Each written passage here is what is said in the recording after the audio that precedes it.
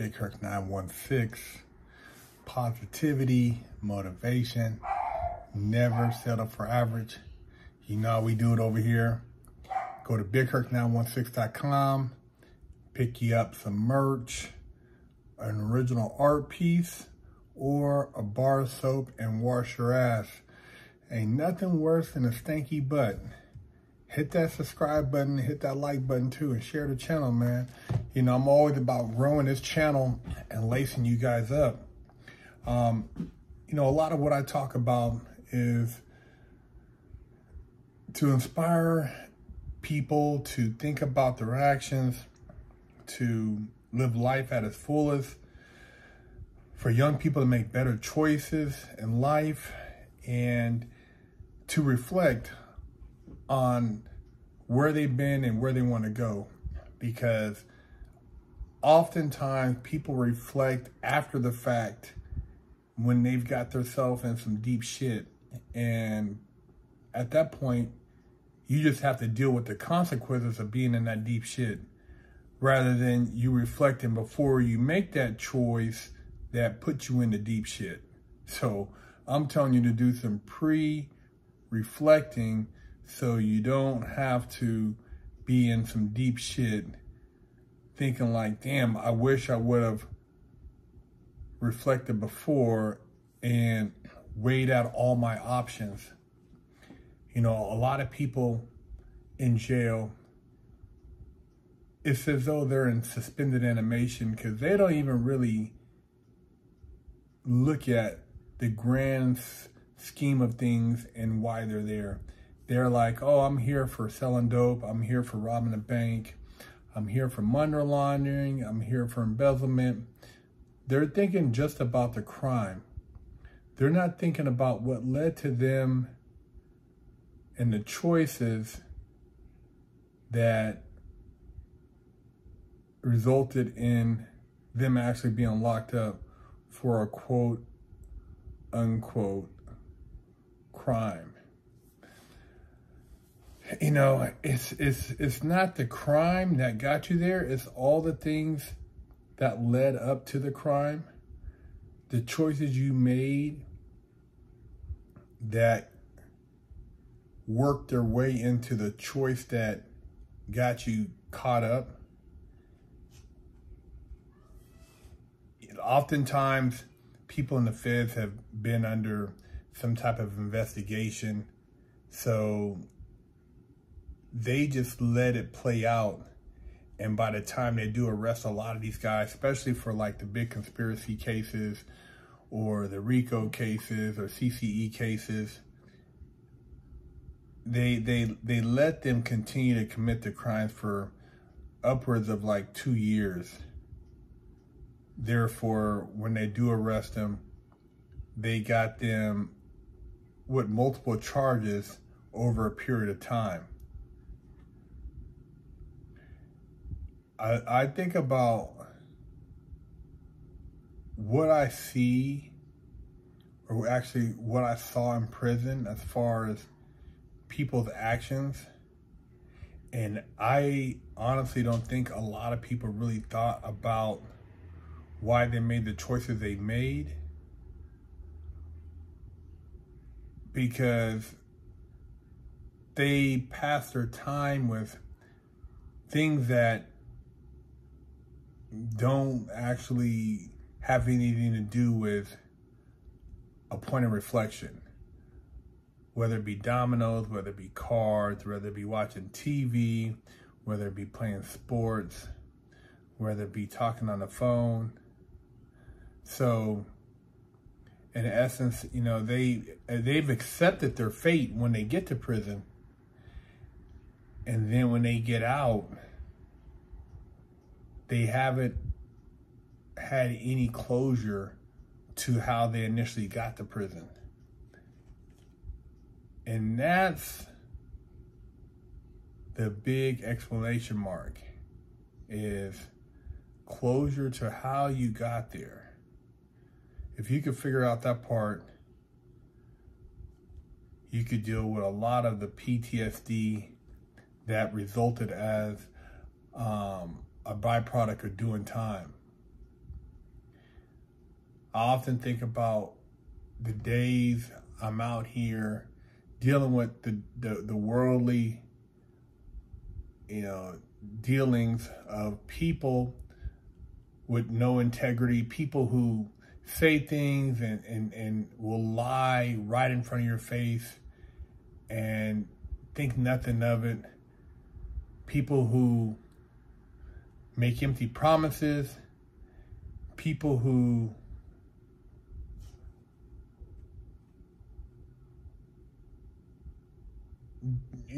have no,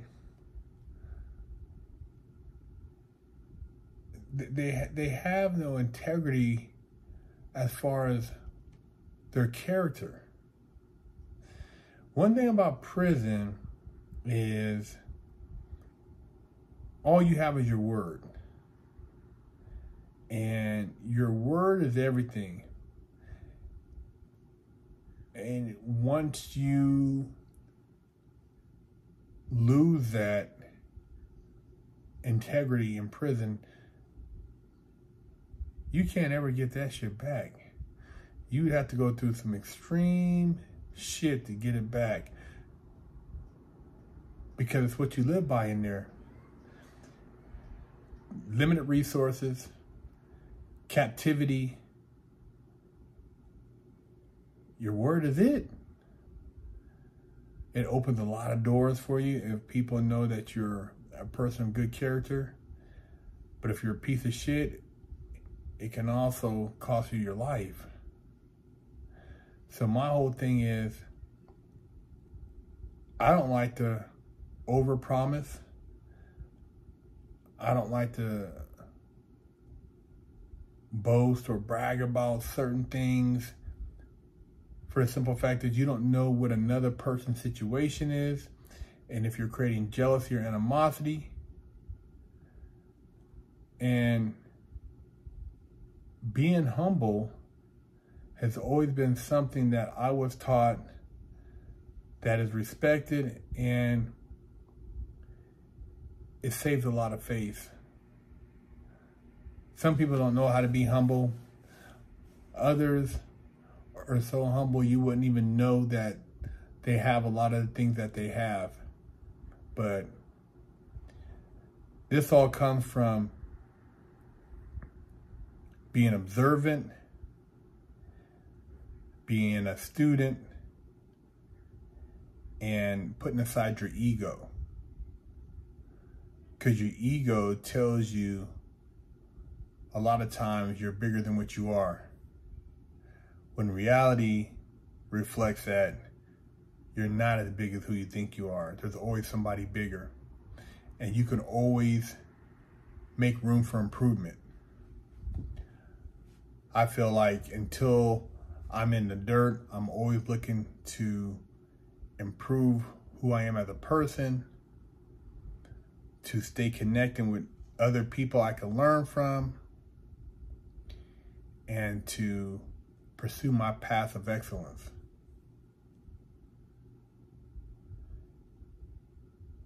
Even in prison, I didn't give up on the American dream. I've walked through, I said it before, I used to walk around with a Rob Report, Wall Street Journal, DuPont Register, a couple legal books in my bag, and that's what I carried around with me. I would talk legal, actually talk law, talk about what cars I want to get when I got out, where I want to live, because I would have the DuPont homes, looking at different places in Florida, a lot of places in some in the Midwest, just different places that I wanted to visit and possibly have a home at.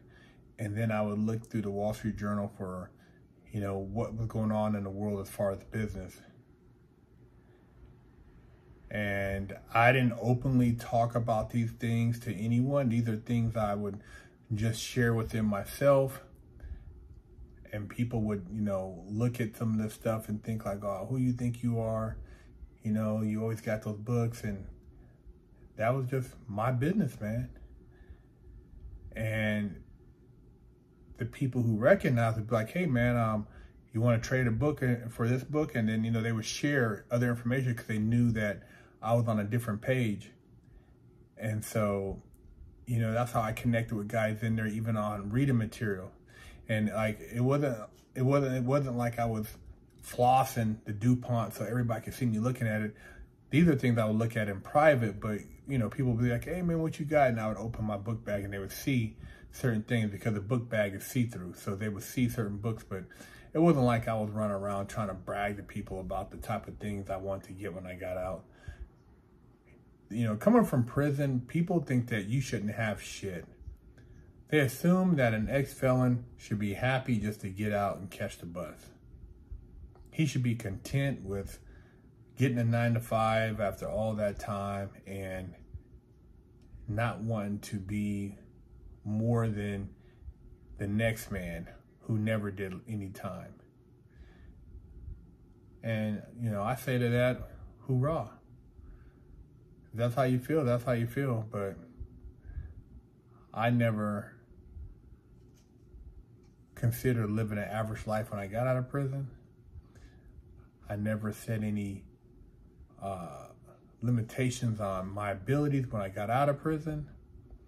And I'm still growing, still learning. And for you guys out there, I hope you're still growing and learning and finding your passions and what inspires you. Because that's what life is all about. Making the right choices. And knowing that you have multiple choices rather than limitations. There's a video on Instagram, you know, there's always a lot of negative shit and just stupid stuff on a lot of social media, but there's a video of a 2-year-old, this little 2-year-old, man, and you know, this really, it put a smile on my face, man. This little 2-year-old couldn't really even talk, but he was solving math equations. He was like mumbling the little words, you know, 6 times 7, and he was doing multiplication, he was doing division, subtraction at 2 years old, man. Imagine that, 2 years old. If you sit back and think what you could educate a child with, I mean, as far as, you know, we already see the bullshit they're educating with, but think about 2 years old doing math. You're talking about this genius gene that exists that's untapped in children all around the world. Not just this child, but there's children around the world who have this gene. And then at a certain point, depending on what you're exposed to, some kids become dumber and others become smarter. Why is that? I'll tell you why it is. It's because of environment and conditioning and what sacrifices the parents make. Because you can't count on the school to do that. This kid's not even in school yet. You think the school's going to do that for your child? They're going to try to dumb your child down. And the dumber, they got places for those people. It's called jail. I've been around a lot of them. There's some smart people in there too, but there's a lot of dumb people, man. You've seen cops. Yeah, you know, I just wanted to end this video with that because what you consume as far as information. Information is information. Your conscience doesn't know whether it's good or bad. You know, sometimes it's going to elevate you or lower your conscience. It just knows that it's information and it's processing it. So take heed and pay attention to what information you allow your children to process, because as they grow in their youth, in their age, they will attract certain things and be attracted to things that were based on previous teachings. So it's so important that you start them young and make the necessary sacrifices. Even though I said it before, I wasn't really brought up in a bad household, there are some things that led to me going to prison. And one of the main ones I would say would be the lack of a strong father figure, role model. And I know some of you guys don't have those, and maybe you were deprived of it. Don't feel like you're a victim, but going forward, if you are a father or have the opportunity to be that strong male role model for a young man or young woman, take advantage of the opportunity, because they are the future, man. That 2-year-old, man, doing math. He's doing the math. He had the little dry erase marker. I'm like, man, that's beautiful, man. We need to see more of that. That's beautiful. That's beautiful, man. Hey, just a little something to keep you on your toes and to let you know, don't let go of your dreams. Always inspire for greatness. Be a man of your word. Be a woman of your word. You know, say things and stand behind them. Have some integrity in your character. And be humble.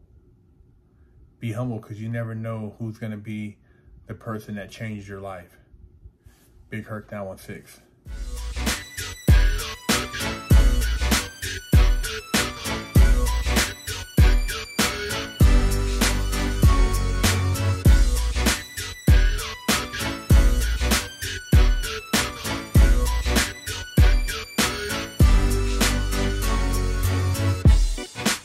Lockdown's over.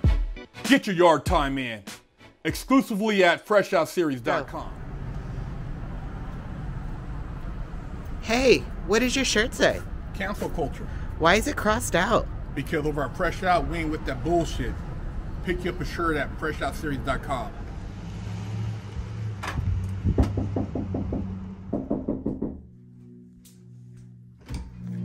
Hello, my name is Big Herc 916, and I'm with the Wash Your Ass Committee, and I'm traveling across America helping people wash their ass and get their booty holes clean. And I have with me here today Wash Your Ass Soap, and this one in particular is Butt Naked Scrub, but I also have Festival, Oatmeal Milk and Honey, Jamaican Me Crazy, Monkey Farts, and all these scents smell very good. They will help cleanse your body of funk and also make you feel better about yourself. So if you can go to BigHerc916.com, you can pick you up a bar. And my goal is to help America combat funk.